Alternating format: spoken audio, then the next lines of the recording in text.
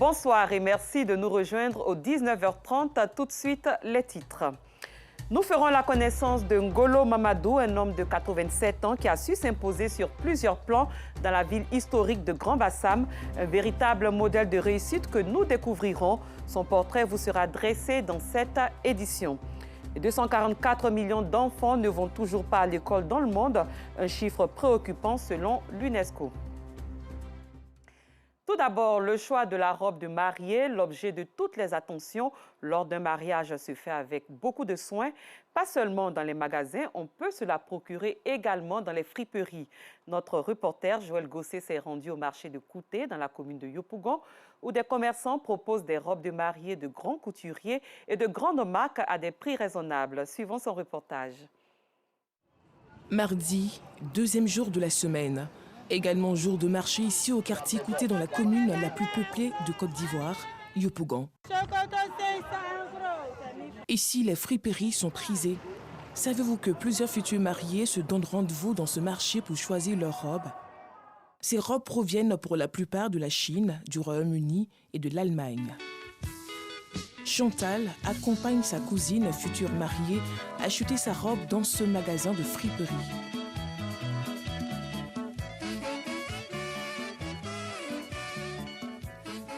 Elle voulait aller dans les magasins et lui a dit non.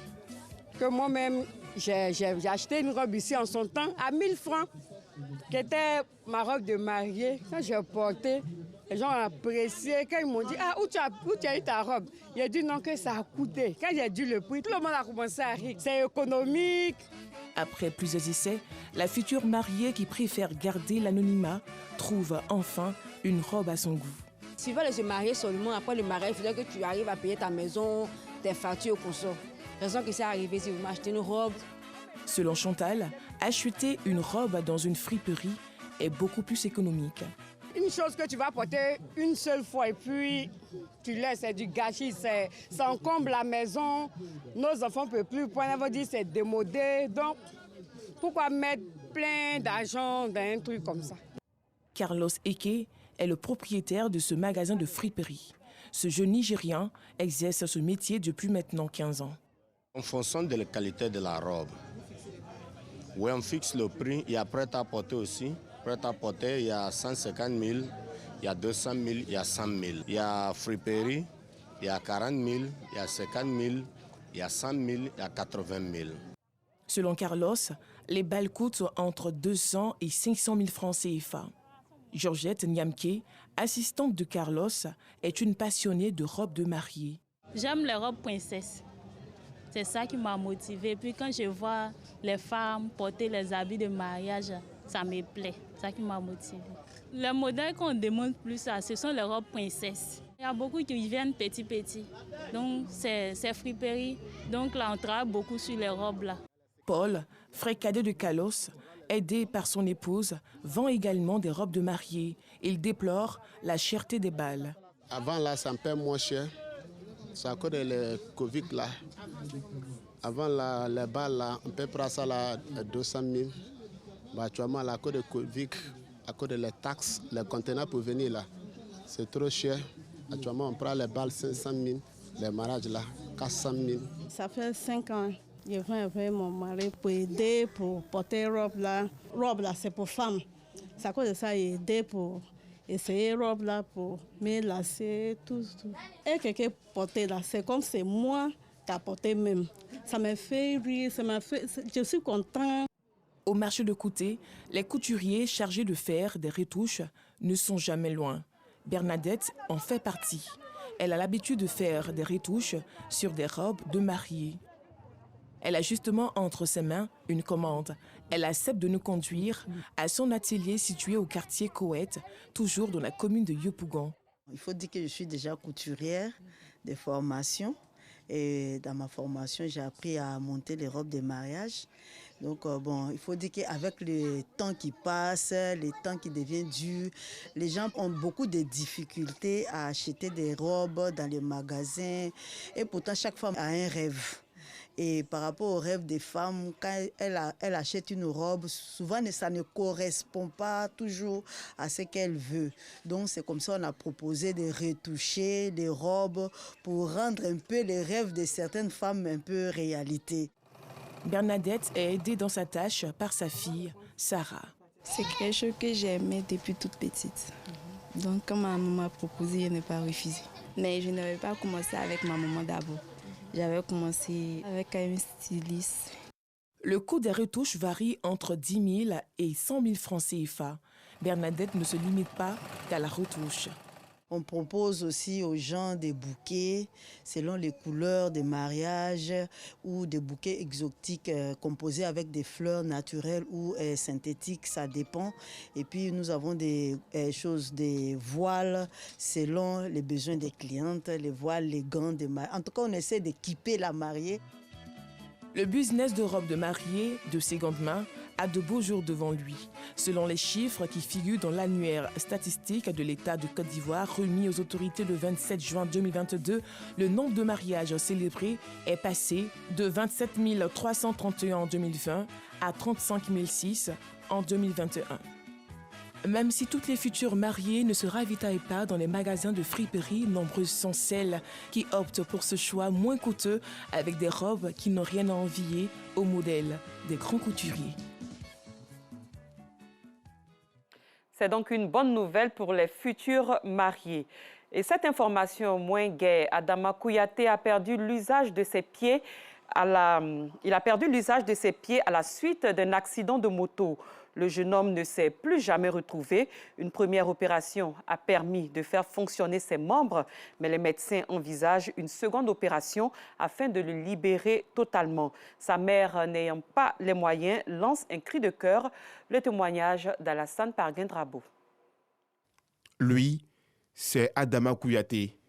Âgé de 22 ans, le jeune homme ne marche que difficilement. Pour tout vous dire, il ne marche plus. Ces difficultés sont nées d'un tragique accident de moto survenu au mois de juin dernier. C'était le lendemain de la fête. Je sortais de la maison, j'ai appelé mon ami, il est venu me croiser à moto et il m'a dit allons, on va se balader. On a fait un choc, on s'est croisé entre les deux motos. On s'est croisé, donc moi je ne me suis pas senti blessé ni rien. Bon, comme mes amis étaient blessés, j'ai appelé au secours, ils n'ont pas venu m'aider. Comme je n'ai pas senti de traces sur moi, rien, je n'ai rien dit à quelqu'un. C'est resté comme ça. Bon, une semaine après, la douleur a commencé un peu. Bon, arrivé un moment, je ne peux plus marcher. Après cet incident malheureux, c'est à peine s'il pouvait même s'asseoir. Plusieurs parties de son corps sont fracturées. Dans cette épreuve, Adama et sa mère en ont vu de vertes et des pas mûres. On nous a donné prix de matériel, ordonnance de matériel. C'est ça qui est 1 million et quelques. Celle-là était là à pleurer au chute là-bas tout le temps, tous les jours. Je pleure. Après maintenant on dit que c'est des opérations. Mais le docteur me dit que c'est pas cher. Bon, c'est pas cher. On nous a donné ordonnance encore. C'est même prix que premier, 1 million et quelques. 1 500 000 même. C'est là qu'on a duré là-bas à l'hôpital. J'ai fait 2 mois à l'hôpital. 2 mois propres, j'ai fait là-bas. Bon, quand on n'a pas gagné la moyenne, c'est là le docteur m'a dit qu'il va nous libérer un peu. On n'a qu'à venir à la maison pour chercher moyen. Les Kouyaté sont une famille très modeste. Ils vivent dans ce quartier de Yopougon, appelé Sable. Ils peinent à s'offrir 3 repas par jour. Que dire donc du traitement d'Adama, qui nécessite jusqu'à 1 million de francs CFA. Pour que le jeune homme retrouve l'usage de ses membres, une seconde opération s'impose. Mais pour une famille qui a dû quitter le CHU faute de moyens, l'appel à l'aide reste le dernier recours. Je demande l'aide de toutes les volontés. Il n'a qu'à aider mon fils. Je demande pardon, l'aide de tout le monde. Aujourd'hui, je me vois ici assis. Je suis très jeune, j'ai 22 ans. Je peux faire, Dieu n'a qu'à faire, avec eux aussi, n'a qu'à faire. Et je retrouve la santé et je vais aider ma mère avec les autres petits frères. Dans l'incapacité de bouger, Adama mesure pleinement les dangers de la moto sur les routes abidjanaises. Il en appelle au sens de la responsabilité de ses camarades. Je veux dire à toutes les jeunes qui roulent moto actuellement de partir doucement. Aujourd'hui, voici dans les problèmes aujourd'hui. Si écouter les conseils de ma mère, elle n'est pas arrivée. En attendant l'aide pour entamer le traitement d'Adama, sa mère semble perdue. Regard hagard, interrogeant l'avenir. Prompt rétablissement à Adama Kouyaté et vivement qu'il trouve très rapidement de l'aide. Le service des maladies infectieuses du centre hospitalier universitaire de Trècheville a un nouveau visage. Il vient d'être rénové à la grande satisfaction des responsables du CHU. Coût des travaux réalisés avec l'appui du Club Service Rotary Abidjan Horizon, 20 millions de francs CFA. Nous en reparlerons dans nos prochaines éditions. Dans la commune de Cocody, les usagers de la route ne supportent plus les nids de poules sur la plupart des voies. Ils disent être obligés de changer chaque semaine leurs pneus et amortisseurs. Une véritable tracasserie, suivant le constat de Georgette Ido Fofana. Cocody, boulevard de l'université sur l'axe ISTC Polytechnique. Institut des sciences et techniques de la communication, Université Félix Houphouët-Boigny. Sur la chaussée, des nids de poules. Ces nids de poules également présents sur certaines voies du quartier résidentiel de Cocody. Un véritable danger pour les usagers de la route. Les trous sur goudron là, ça nous fatigue. Et puis ça comme on appelle, ça juste les voitures même. Normalement, Cocody ne doit pas faire ça. Souvent, si tu viens en vitesse, c'est forcément si tu vas freiner là, tu vas venir rentrer dedans, bon, ça peut gâter ta voiture. Sachant que nous payons tout ce que le gouvernement nous demande de payer, c'est-à-dire la patente, la vignette. Ces nids de poules n'arrangent pas nos pneus. Ça gâte les pneus, ça gâte les rotules, ça gâte les amortisseurs. Donc ça ne nous arrange pas du tout. Loin du quartier résidentiel, derrière le restaurant BMW jusqu'au carrefour Duncan, ces nids de poules constituent une menace pour automobilistes, motocyclistes et piétons, obligés d'être prudents et vigilants sur ces voies. Les nids de poules d'abord, il faut dire que ça ralentit considérablement la circulation.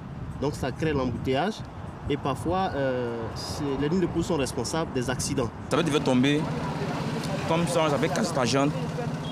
Ça peut cause plusieurs dégâts. Donc c'est qu'on peut au gouvernement, c'est de voir ce côté. Le gouvernement n'arrête pas bien les routes. On appelle ça, il soude. On des gâteaux bien arrêtés, il soude les voies, ça ne nous arrange pas. Surtout à Cocody, parce que c'est la grande voie, si la trilogie voie c'est soudé.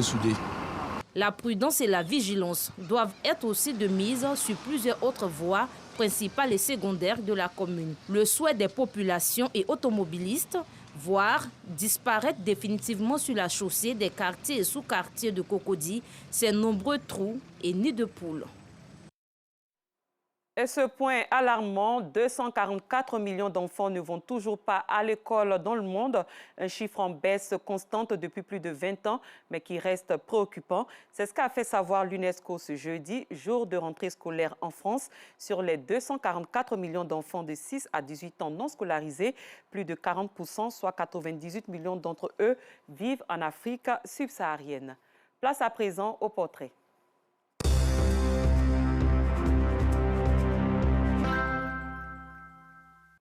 Ngolo Mamadou est âgé de 87 ans. Cet homme courageux, faiseur de paix et acteur de développement réside dans la ville de Grand-Bassam.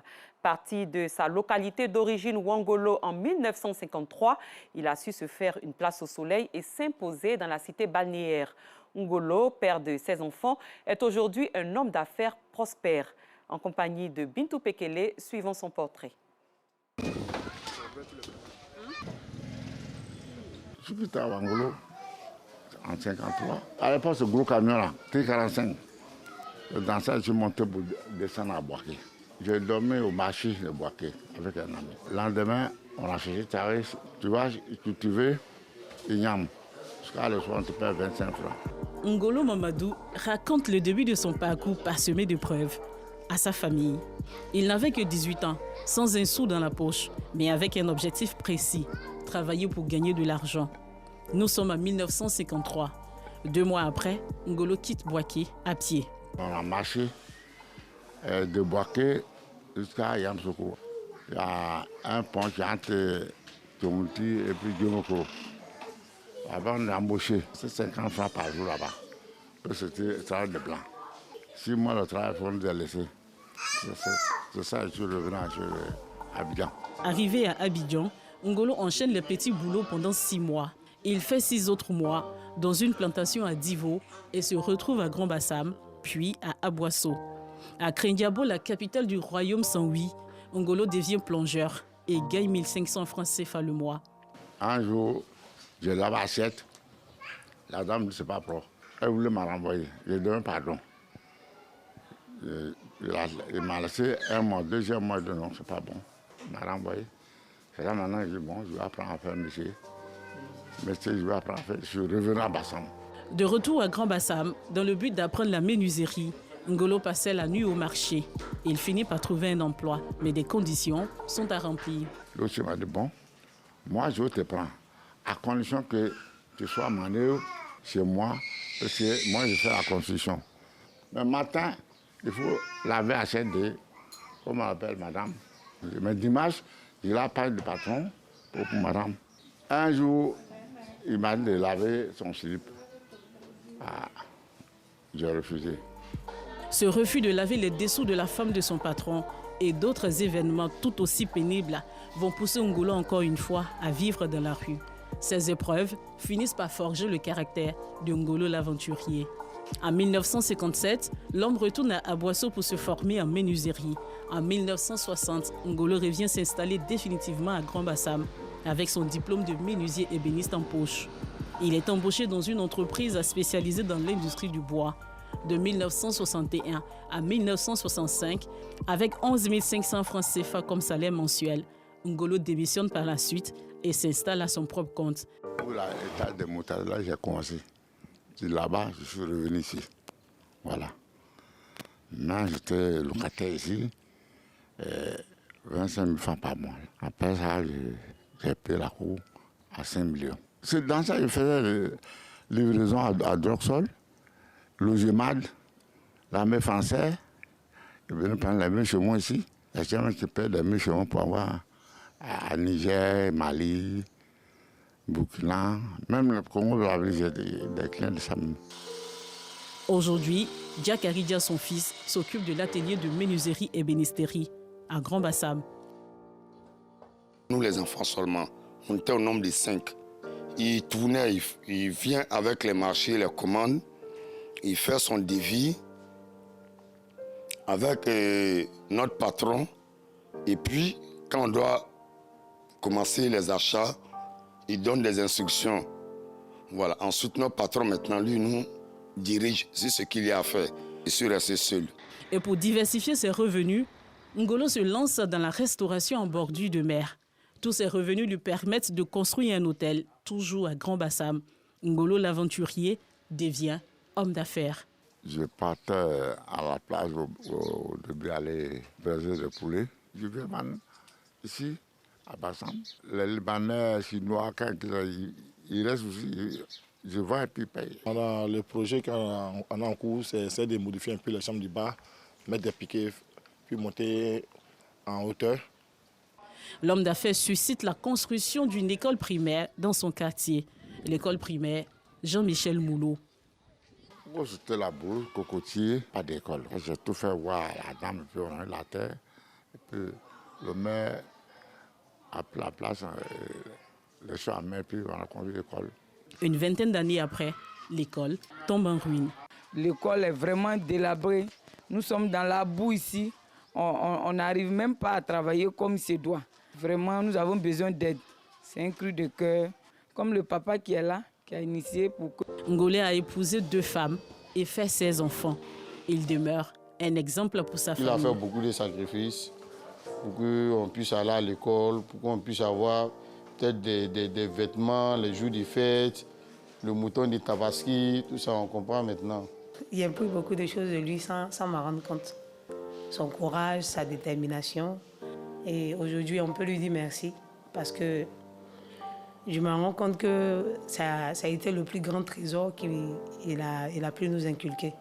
En 1988, l'homme relance l'association des Sénoufos de Grand-Bassam, dont il est toujours le chef. Il offre de l'emploi à des membres de l'association. Ngolo devient un homme de paix. Il réconcilie des couples, des familles et des communautés. Des actions connues de tous lui confèrent le titre d'ambassadeur de paix. Tout ce qu'il y a comme différent, il se met à 4 pour résoudre tous ces problèmes-là. Dans l'ensemble, c'est quelqu'un qui fait tout et c'est un bon chef. En 2019, le poids du travail cloue Ngolo au lit. Il fait 3 ans de maladie. Mais Ngolo n'a pas encore dit son dernier mot. Mes yeux, ça ne va pas très bien. Donc ça juge mes pieds. Mais mon travail, c'est dans ma tête. Ma mesure, je vais le lancer. Et puis, le même matin, je vais construire le projet là-bas. Je ne laisse pas. Je ne suis pas venu regarder la mer. Il faut travailler, il faut avoir le courage. Il ne faut pas dire qu'il ne peut pas faire ça. Aujourd'hui, âgé de 87 ans, Ngolo l'aventurier, devenu Ngolo homme d'affaires et homme de paix, est un modèle célébré par ses proches. L'association des Sénoufos et les autorités de Grand Bassam lui rendent hommage. Et pour honorer un Sénoufo, il faut faire appel à toute sa culture.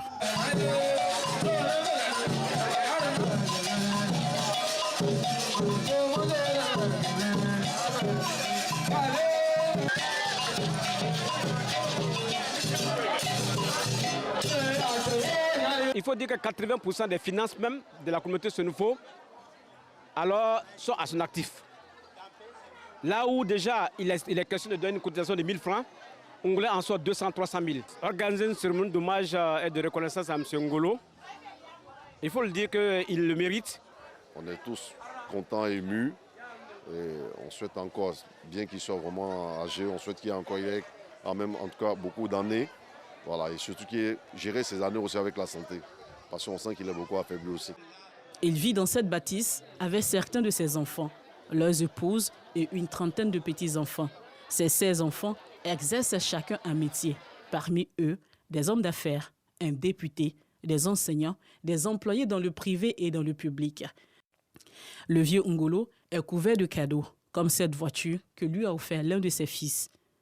Il passe ses vieux jours à déguster de bons plats. Bonne continuation et plus de bonheur pour Ngolo Mamadou. C'est la fin de cette édition. Merci de l'avoir suivi. Bonne suite de programmes sur RTI2.